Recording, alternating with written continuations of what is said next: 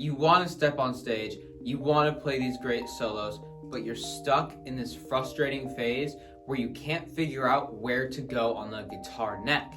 And luckily, there's one escape, and it's really simple. The simple thing you have to fix is your knowledge of modes, because it is secretly stabbing you in the back. If your first thought is, modes are too hard, what the hell is a mode? That's perfectly okay, because they're made out to be super hard, when in reality, they're just the major scale. And that jaw-dropping secret is what enabled me to play solos that entertain myself, other people, and just sound really cool. So, like I said, it's part of the major scale. What exactly do I mean by this? And with these 7 notes, there are 7 patterns. And if we can use our intuitive brains, like that have been drilled into us in our schooling years, is position 1 probably correlates to note 1, or the first chord tone, and so on. 2 is equal to 2, which is the second chord tone, blah, blah, blah. And that has its own mode name, or SAT word, Dorian. Who the fuck cares? It's just the second mode.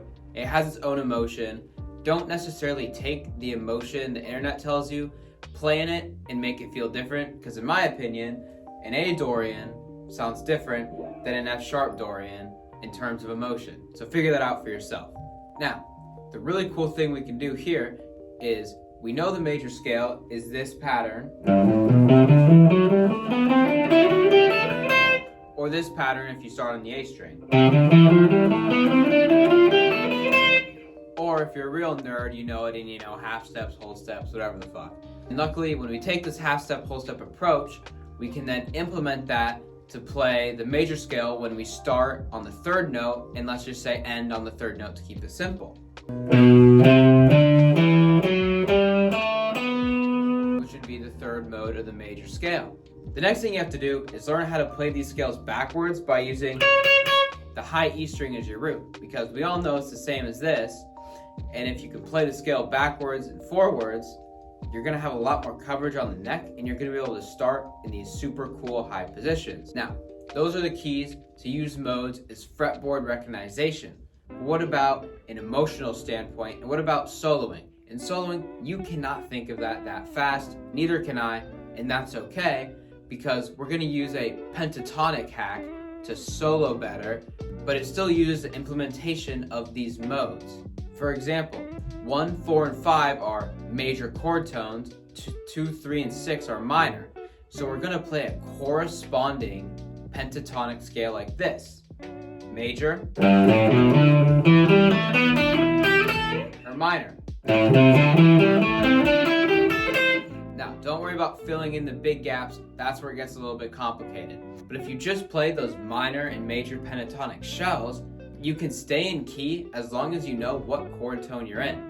For example, let's say we're doing something in F major, right? We know we can play a major there, or we can start it at the A sharp,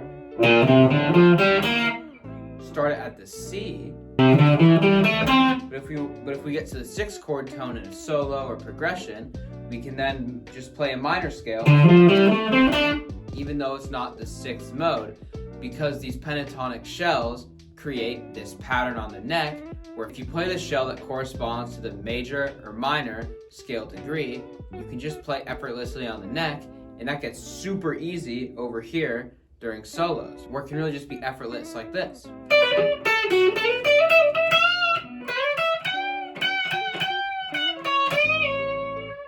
And you just don't have to think, because we use these 2 super mindless shapes that you have definitely known for way too long and have not done much with.